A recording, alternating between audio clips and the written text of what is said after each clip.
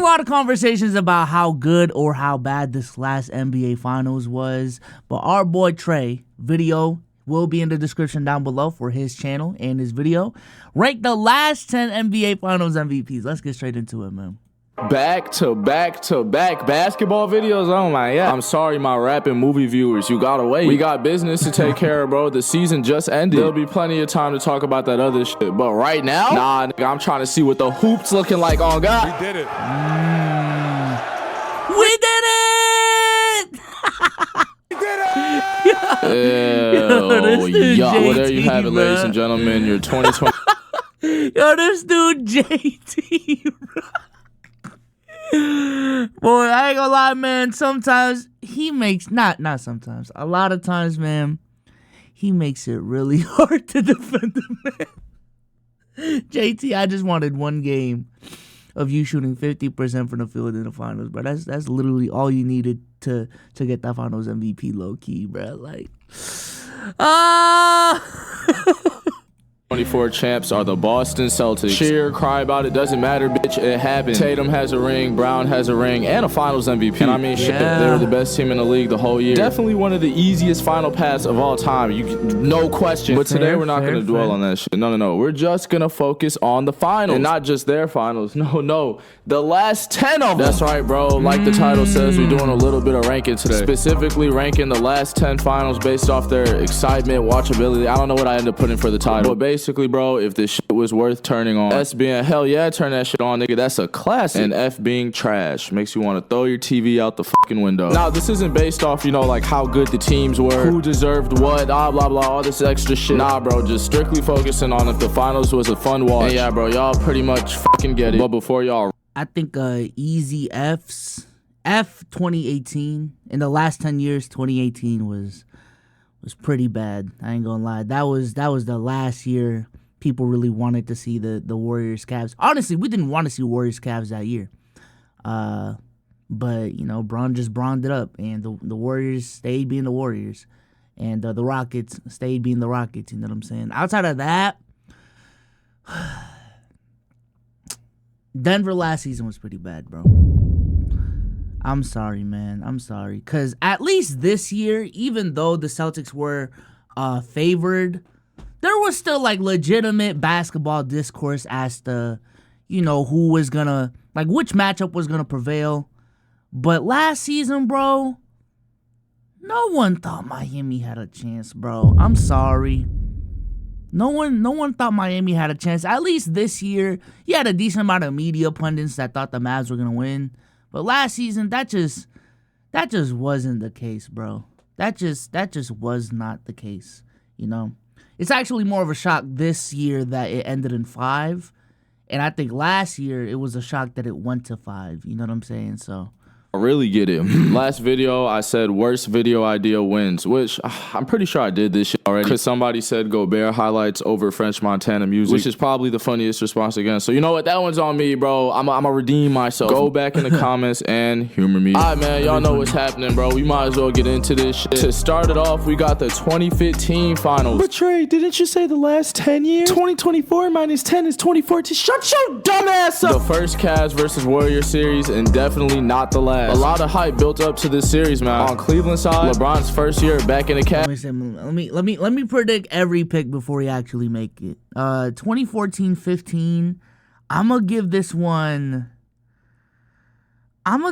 a B. I think when Kyrie went down, this had a chance to be a really boring ass finals. It still wasn't like an all-time great finals, but the first three games was crazy. Cavs jersey. He said, I'm trying to bring one home real quick, you know what I'm saying? Also getting ready for the first Kyrie and K Love finals appearance. Woo! Wah, wah, wah, wah. Yeah, bro, both of them niggas end up getting hurt. Now it's up to LeBron and Matthew Dellavedova to take down this also first finals appearance Warriors team. And they're a tough fucking team. Curry just won MVP for the first time. Clay is not shooting 0 for 10. Draymond is actually tough. And then they got like the best supporting cast in basketball. Against, again, Timothy Mozgov and LeBron James. And so yeah, the the fucking Warriors won in 6 games. And I mean, shit, it's just not much you could do, bro. LeBron led the entire court in points, rebounds, and assists, but it's just not enough without K-Love and Kyrie. So yeah, Warriors win. And Andre Iguodala gets a Finals MVP. All in all, bro, this wasn't a horrible watch. From at least what I remember, I was like 12. Could have been better, but looking at this list, it could have been a whole lot worse. So yeah, I'd put this at probably like a C tier. 2016. Okay. Woo! Now this.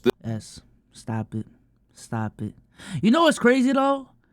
I think in hindsight, the last 3 games carried like crazy. But even in the last 3 games, outside of the last one, there wasn't really it wasn't really close games. You know what I'm saying? It was blowouts for my recollection.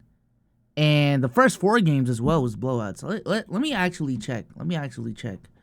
Because long story short, I'm saying this not necessarily to hate, but it's just interesting. Because we typically associate series with a bunch of blowouts as bad series. But let's see. First game, Warriors win by 15. Second game, Warriors win by 33. Oh, my God. Game 3, the Cavs win by 30. Game 4, the Warriors win by 11. Game 5, Cavs win by... 15? Game 6, Cavs win by 14. And then the only game that was close was Game 7. And honestly, even looking at this box score, bro, you can tell palms were fucking sweaty this game, man. Oh my God. You have a bunch of like 110s and 120s in the first 6 games. Both teams cracking 100. 93-89 being the final score, man. Palms were sweaty this game, man. But that's real hoops, though. That's real hoops. This right here is a goddamn work of art. They just don't fucking make them like this anymore at all. Yeah, nah, this is all-time shit. Sadly, no other finals will compare to this one. You gotta think, bro, what was I just saying happened in 2015? Warriors and Cavs, LeBron's going crazy, but Warriors are just better, and he doesn't have K-Love or Kyrie. So 2016 comes around, we got the same matchup. But everyone is healthy, nigga. It's time to ball. But what's this? Oh, no, what's this? Warriors are up 3-1. Nigga, nobody has ever come back from that shit. Well, it's a good thing nobody's parents didn't name him LeBron fucking James. Cavs come back. And you know what's crazy, chat? I think but before that, it still felt impossible to come back from 3-1. It's still a ridiculously hard thing to do, chat. But ever since 2016, it just felt like the blueprint was laid out. It just felt like the blueprint was laid out. And I swear to God, I just saw more 3-1 leads. I would love to see the amount of 3-1 leads blown after 2016 and before 2016. I would love to see that. Because that's sort of God, maybe this is just a mental thing. It seemed just as impossible as blowing a 3-0 lead back then. But ever since then, I've seen a decent amount of 3-1 leads blown, bro. And even in that finals, in that playoffs, for those who don't remember, the Thunder blew a 3-1 lead in the series prior, and I thought that was the craziest thing in the world. Like, oh my God, no way.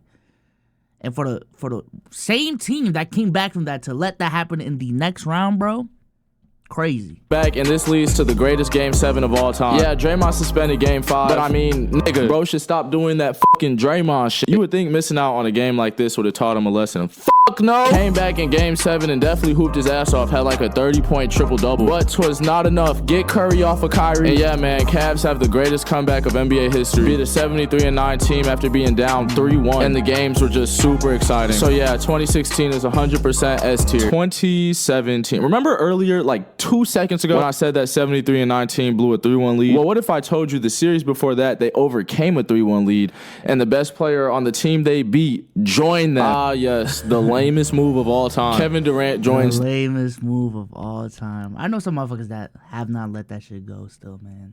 Crazy. I will say this about 2017, bro. Lopsided finals. Not a close finals, but there were some great peak hoops being played. It was peak hoops being played on both sides, man. I can't lie. That 2017 Warriors team, you know, it was the best team of all time playing like the best team of all time in the championship round.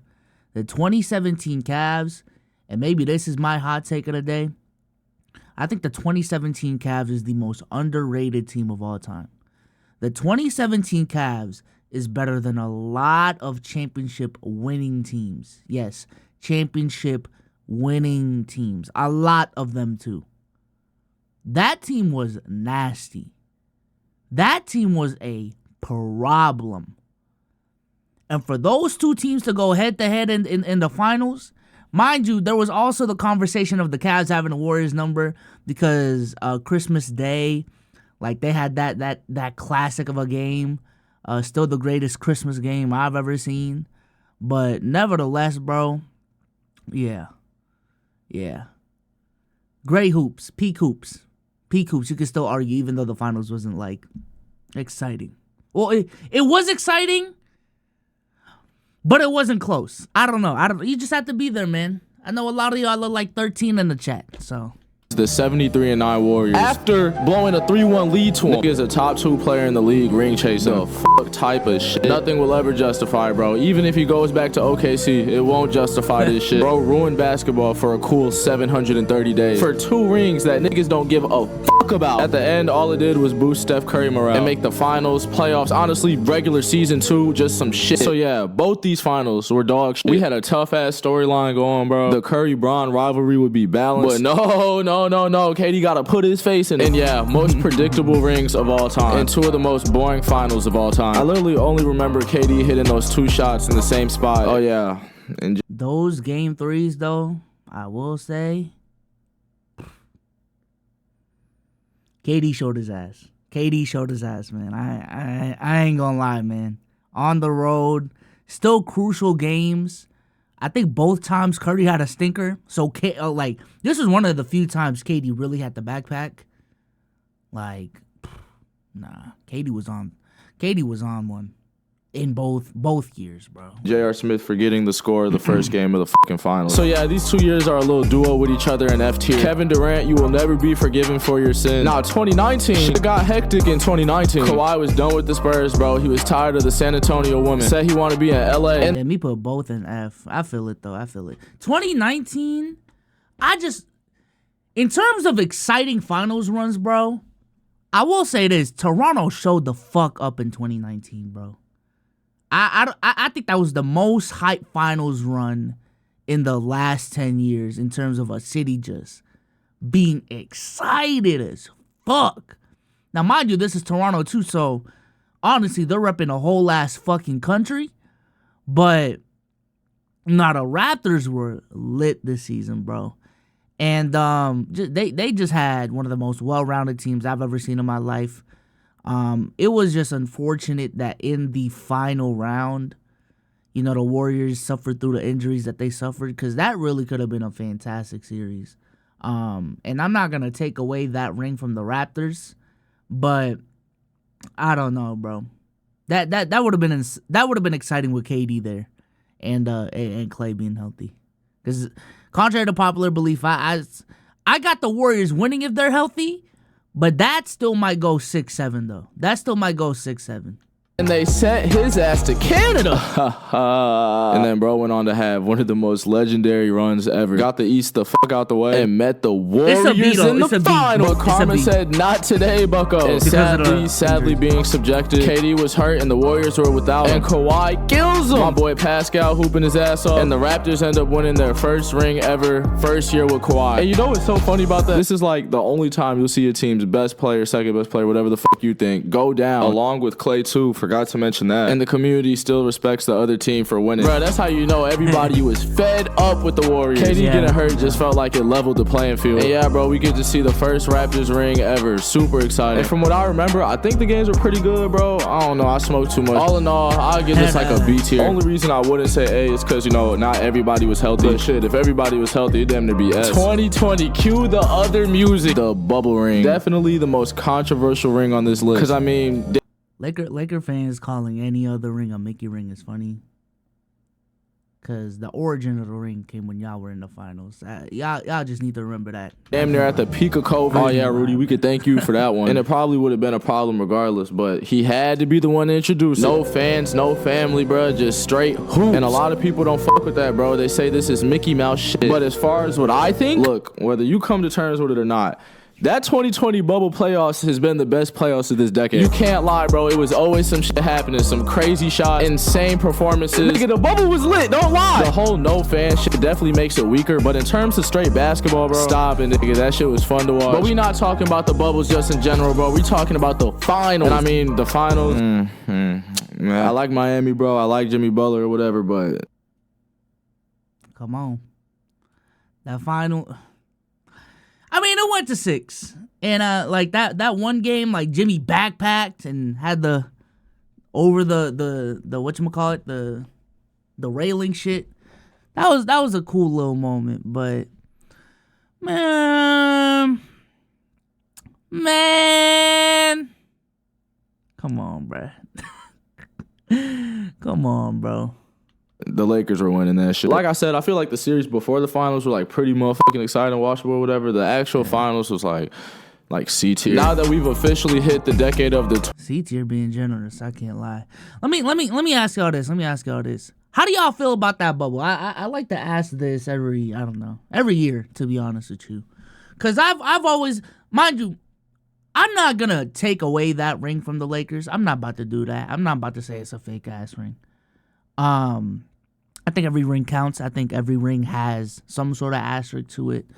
But I've heard the case of like, this is actually the greatest ring of all time because everyone was healthy for the most part. You know what I'm saying? Everyone was just focused on hoops and nothing else. But I've also like, and maybe this is just me trying to talk shit this year. I'm really thinking about it, and it really is crazy how this specific playoffs had some unnatural, unorthodox factors to the playoffs that just makes it not the playoffs. You know what I'm saying? Like, home court advantage not being a thing, you not having to worry about travel, literally fake. That's a fake, that's a fake condition to the playoffs.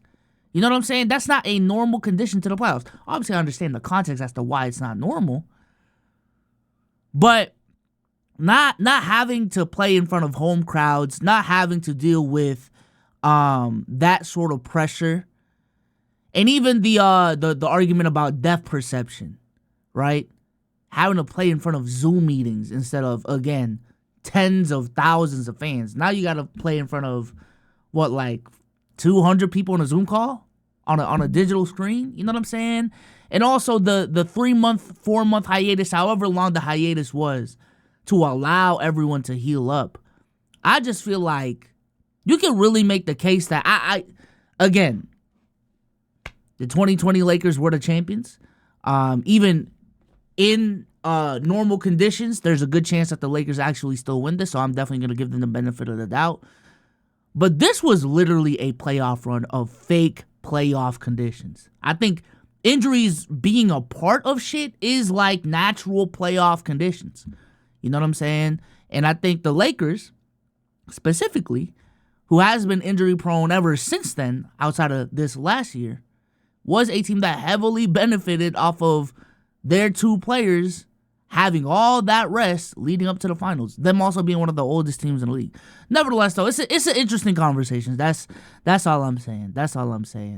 But yeah, man, the bubble did, you know, in a dark time in literally human history, man.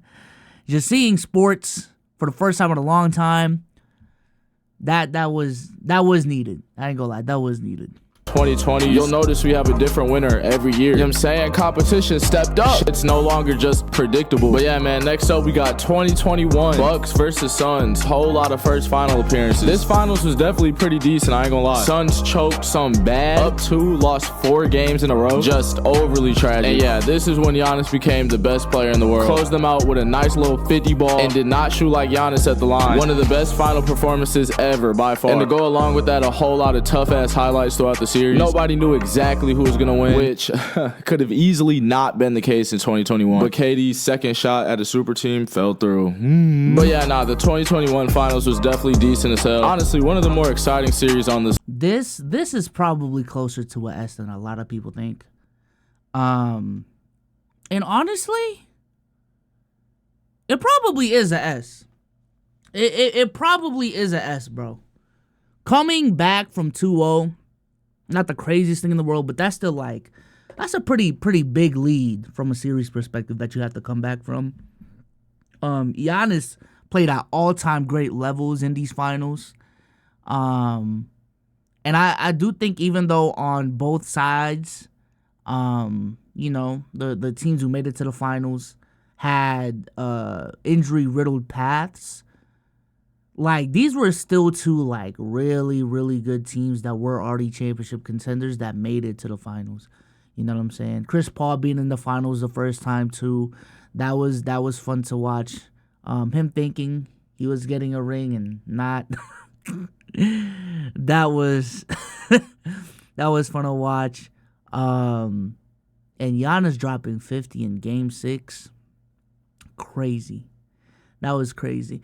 It is just weird to me, though, because I don't really think, like, Giannis gets the respect that he earned after winning this chip specifically. You know what I'm saying? I just felt as if after winning 2 MVPs and a DPOY and then the year after winning a championship, I felt like Giannis should have had more than 1 year being the reigning best player in the league. But I guess it's just the era that he's in because, you know, if you look at what Jokic was doing in 2023, I don't blame you. So, I don't know, bro. I don't know. I just don't think Giannis gets his respect for this ring. And maybe it's just the injuries thing. Maybe it's the viewership thing. Because I feel like when we talk about ratings, like, this was still considered a COVID year. So, I don't know. This year is weird. So, I ain't gonna lie. Yeah, I'm gonna put an A tier, bro. Everybody healthy, everything unpredictable. Crazy highlights, crazy performances, you know what I'm saying? Just not 2016 level. 2022 back-to-back fire finals. We had the Warriors versus the Celtics. You know what I'm saying? A whole lot is on the line in this series. I'd say for the Warriors more so than the Celtics because they hadn't won against a healthy team without KD. So, if they would have fumbled this one, you know, it would have been some tough conversations. But those tough conversations got put in the trash. Obviously came through. And it was the first Warriors ring where I was like, you know what? I could fuck with this. Their whole team performed well, and they just gave us a pretty good final. Felt really competitive, you know what I'm saying? Kept fans on their toes, and overall gave us a show. What did I say? Bucks series was the best to watch this decade? Yeah, nah, Warriors beat them the year after, sorry. But I don't know 2016 shit, you know what I'm saying? They could get... This was Curry's 09 ring, and I think Curry really needed this one. Mind you, the narrative with Curry prior to this was 1, no finals MVP, and 2, he can't carry a team. I think a forgotten season from Curry is 2021 too. 2021 Curry arguably might be the best version of Curry. I ain't gonna lie. Look at those stats. Look at what Curry was doing in 2021, bro. 2022, shut everyone up. Shut everyone up, man. And you know, as a Celtics fan who had to be on the other side of them winning a championship, that shit definitely stung.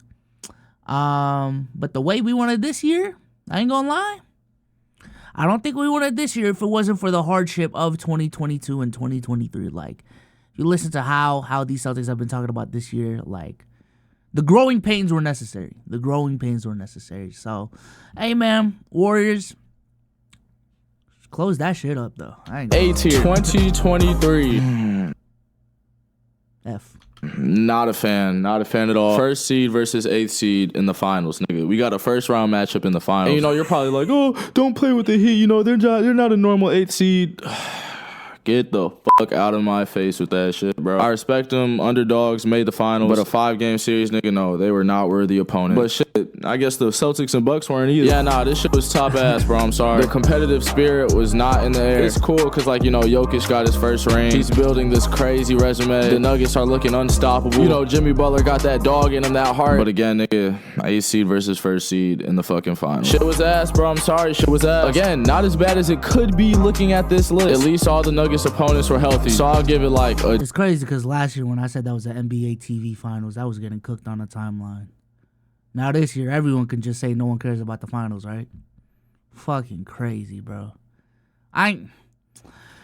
That was legitimately, chat, the most annoying 24 hours on Twitter for me.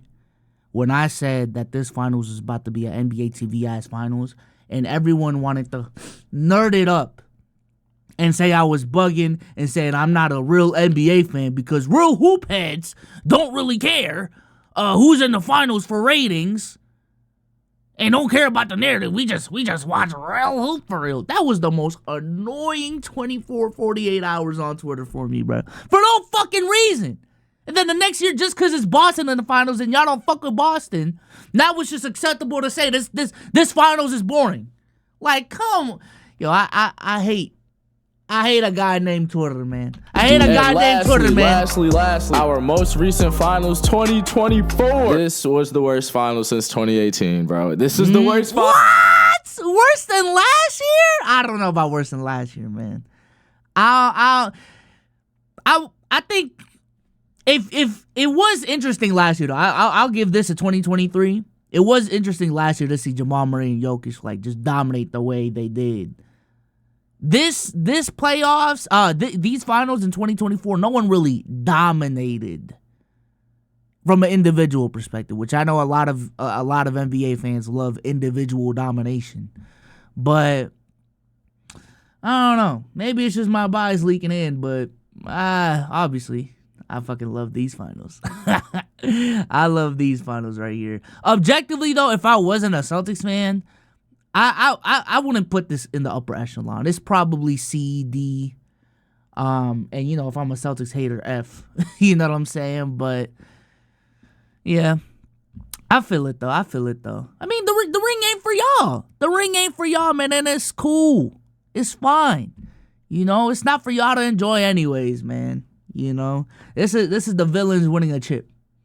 This is the villains. This is Infinity War Part 1. You know what I'm saying? Like, Thanos actually won type shit, so. Finals since 2018. It's just icky to me. Don't get me wrong, though. Celtics definitely deserve it. Best team in the league had been the entire season. They beat everybody in front of them. Nothing you could do about that. Nuggets didn't do their job and beat the Timberwolves to then go on beat the Mavs to then go on actually have a good finals against the Celtics. So no type of fault for that. You know, I'm just saying shit was ass to watch. Honestly, could have been halfway decent if Kyrie Irving showed up to Boston, won of the game. They actually got that nigga petrified. I truly did not see that shit coming at all. But even then, the Celtics... I ain't gonna lie. If the finals is ass, that's cool. But all I'm saying is one team held their end of a bargain and showed up. And maybe the other team just got game planned for it, man. But, fuck that, man. Even with them getting game planned for it, Luka and Kyrie could have played better, bro. I can't lie. Luka and Kyrie could have played better. We actually could have got a good finals. Hell, if Luka and Kyrie just played better, timeline would have went crazy with Jason Tatum having these stinkers in L's. You know what I'm saying? And that would have been entertaining for y'all. But, yeah, Kyrie didn't show up for 3 of these games, specifically in Boston. And then Luka, I've already had my conversations about him, but for those who haven't heard that, long story short, man, Luka was the best player in this series, fine. But his turnovers were a problem. His free throw shooting was a problem. His defense was a problem even relative to how he's supposed to be defensively. And he didn't take advantage of the mismatches as much as he really could have, bro. So, and his three-point shooting. Luka shot like 26, 27% from three while taking the most threes in the series from both teams. And we're talking about like, what, 7, 8 threes a game? Nah, bro. Nah, man. The Mavs did not hold their end of the bargain. are just a better team, and they showed they were in 5 games, just like last year. Back-to-back 5-game series in the finals, awful. What you gonna do, man? Sometimes it's just how the cookie crumbles. So yeah, in terms of watchability, excitement, whatever the fuck I end up naming this shit, 2024 gotta be a calm little E tier. No type of hype built around it, no type of surprises, just a Jason Tatum and Jaylen Brown ring. So hey, man.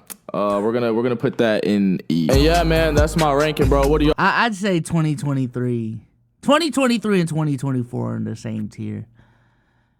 I don't know, bro. Again, I feel like, I guess which one is a worse surprise to you, I guess, is the conversation.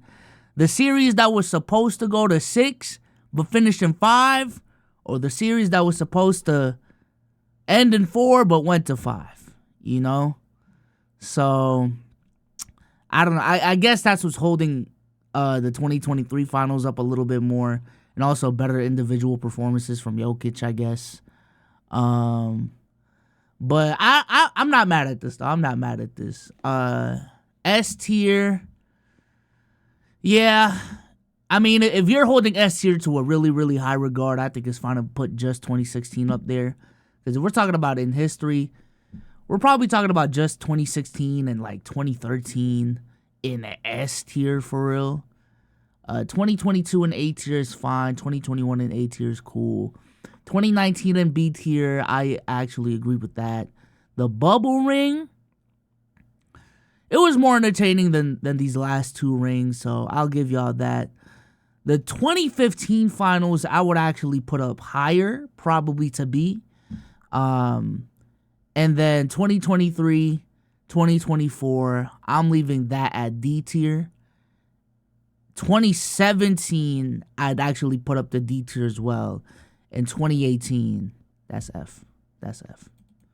Oh, shit. What do y'all think? What do y'all think? What would y'all change? What would y'all keep? What do y'all want me to do next? Let me know, bro. Let me know. Oh, yeah. Also, now I'm at 90K, bro. This shit is no joke. I'm about to be a 100K demon, nigga. An actual YouTuber, nigga. Come on, T. I'm about to hit me 100 some K. Give a good D, but I'm still getting laid. Yo, gun is nothing, I promise they sent you. My nigga solid, no rats around Trey. Don't leave me open, I swear I'm not missing. If you step up, you get splat in your face. Don't get no fuck when it comes to these bitches. I just need some ass, I won't factor in race.